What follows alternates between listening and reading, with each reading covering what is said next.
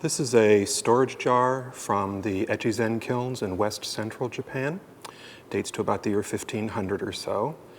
And what's really important and wonderful about this piece is the colors on the glazes, the blues and the grayish whites that you see. This is all natural. It's the result of the wood ash settling on the piece during the firing. Usually you'll get green, greenish browns and things like that, and to come up with the blue and the white is just really almost miraculous. This would have been a very, very special piece when they unloaded the kiln to see that these colors came out this way. The anagama, the technology for the anagama was introduced to Japan sometime in the 5th or 6th century from China and Korea.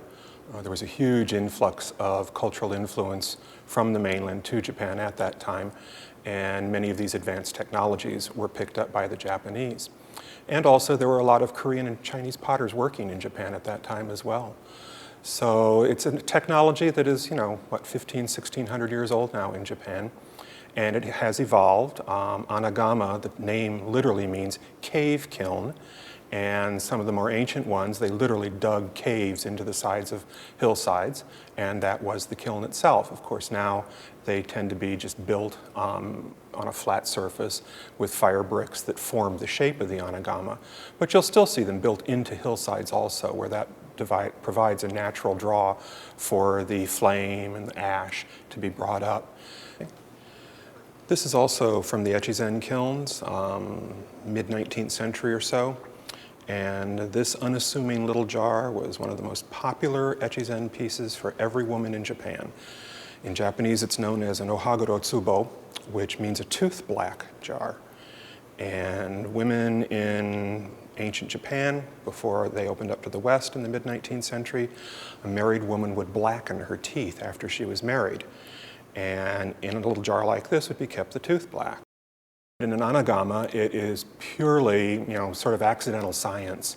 Every time you fire a kiln, you learn more about that particular kiln, where it's best to place the pieces, what kind of wood to use, what time of year it's best to fire also, because all those things will affect on what happens in the kiln and how the pieces turn out. This is a little seed storage jar from the Bizen kilns. Bizen is in the central part on the east coast of the main island of Honshu in Japan. It dates to about, the 16th or 17th century.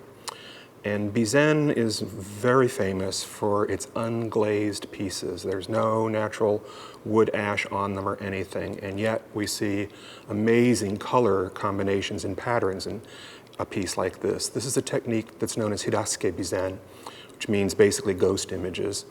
And how it's achieved, they take the straw from rice after it's dried, and they soak it in seawater, so it's very, very salty, and then they wrap it around these pieces, and during the firing of the kiln, it burns away, and it leaves these patterns that we see. And they're still doing this today, but they don't take the care and the time that they did in the early times. For example, in this one, the patterning is all over the inside and even on the bottom. So this piece was completely wrapped in the soaked straw. Nowadays, they'll just do it on the outside to give it, a wonderful color, but it's not as elaborate as this is. I'm not quite sure when the first anagama kiln was built in the United States. My guess would be sometime in the 20th century. There are anagama kilns around the United States. I mean, we have, 2 here in Alabama that I know of. I know there's a really successful one in Minnesota. There are some in California and up in New England as well.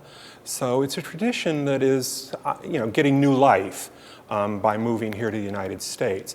Not that it's dying out in Japan at all. It's not. I mean, it's tremendously popular in Japan and is used everywhere.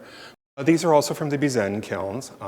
They date to the 17th century or so, and they're known as meimei-zara. And these were special little plates for the tea ceremony that they would have served a little snack on during the tea ceremony.